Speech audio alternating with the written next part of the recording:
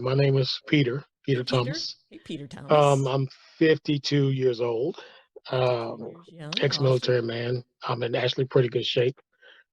Um, Thankfully so. but I do have some erectile issues every now and then.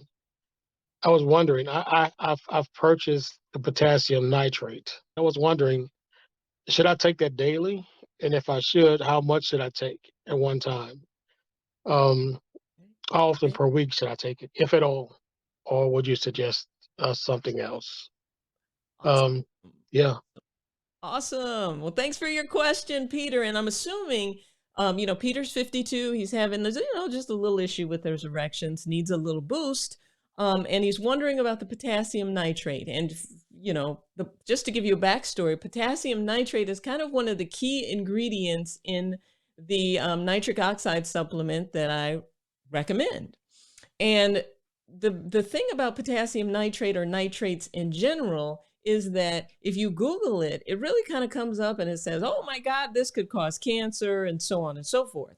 I just want to remind you that if nitrates caused cancer, then all vegetarians that you know would have cancer. Anyone who eats a ton of vegetables would have cancer. Now, I'm not saying that people who eat a bunch of vegetables can't get cancer, but what I'm saying is it really kind of doesn't make sense. So back in the 70s, they actually found in the lab studies that nitrates were converting into nitrosamines, and nitrosamines could be cancer-causing agents.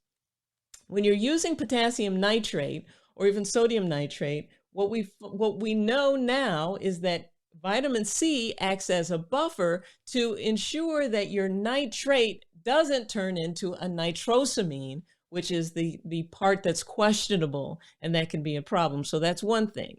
The other thing is that when you're having erectile issues, we always have to talk about it in terms of stratifying and dealing with all of the potential things that could be causing it. Testosterone. What are your testosterone levels doing, right? The tissue of your erection, how's that doing? Because we know over time you're getting less and less erections, and because of that, you're getting less and less blood flow, and that tissue actually starts to atrophy or kind of die off a little bit. That's why it starts to lose its girth or its length. It just, you look at it and you're like, is it getting a little smaller on me here? And that's technically why a reduction in blood flow. And because that reduction in blood flow happens, it's not getting the nutrients that it usually got, and so it starts to shrink a little bit. So that's another thing. The other thing that we have to do is think about blood flow too. Are we getting the proper amounts of blood flow, and how can we even start to repair that? We have to think about nerve function. Is there some potential level of nerve damage? Is there diabetes involved?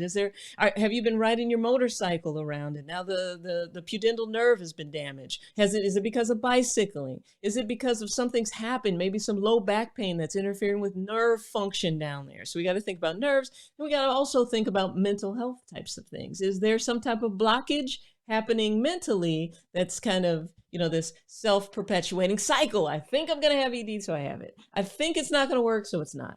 Is that part of it? Is it a relationship issue? So all of those things go into it. But when we're talking specifically about boosting nitric oxide levels so that we can do two things, potentially repair blood vessels, but also improve blood flow to where it needs to go, one of the best ways to improve nitric oxide production is supporting the nitrate pathway, which can boost nitric oxide and can help you have stiffer erections.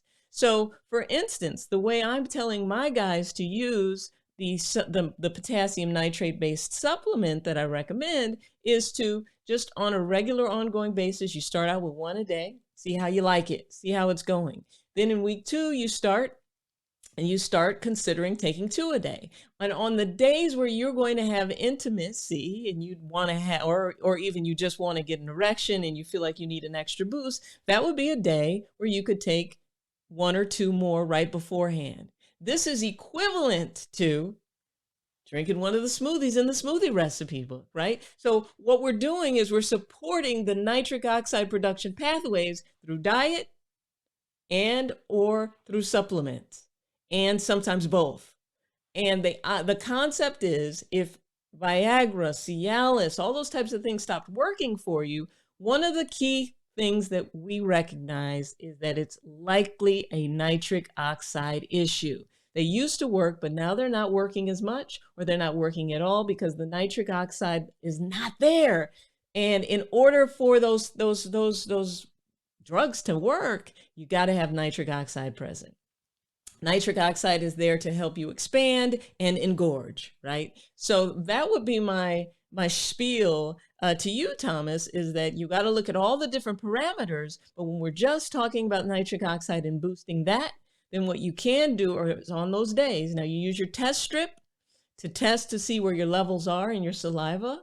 And then what you're doing is you're trying to get those levels up. Once you got those levels up and you've maintained it, then at that point you can use the nitric oxide supplement before intimacy to kind of help boost things even more. Yes. And then, of course, guys, if you haven't gotten one yet, you got to get, think about a cock ring, right?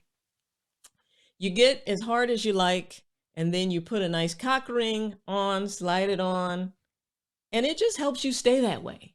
Right? They come in all different shapes and sizes. You can get snaps, but you always want to have one that's quick release. What I find about the ones that are metal or glass that you just slide on is that they're hard to get off, and they can constrict. We want something that's quick release, the kind that you buy at Walgreens or CVS. They're kind of jelly, a little too much elasticity. You want something that's actually going to strap on and keep the blood flow in there. So it's not like anything artificial is happening there. It's you. It's all you. All you're doing then is either trapping the blood flow in. So we've got kinds with snaps. We've got kinds with Velcro.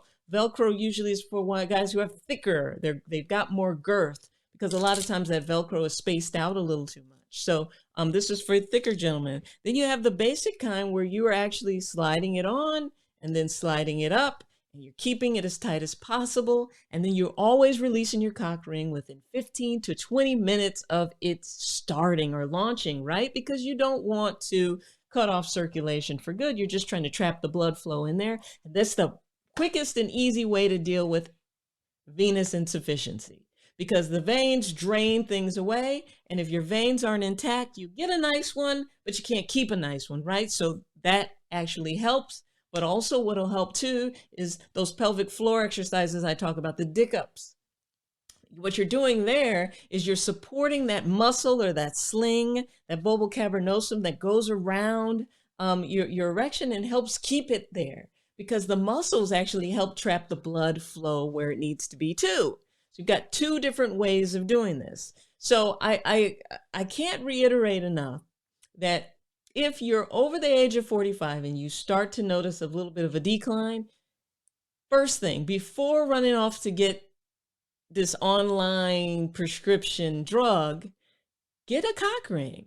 And they come in all different shapes and sizes and fashions. And you could just strap that bad boy on, keep it in your pocket. And then it's just, it's just you. And it's cute too, like it comes with snaps. It can be very fashionable. It's leather, so honestly, we want to focus on natural ways that we can do these things. And then if we got to go to medicine, then that's great too, because there's always going to be something to help.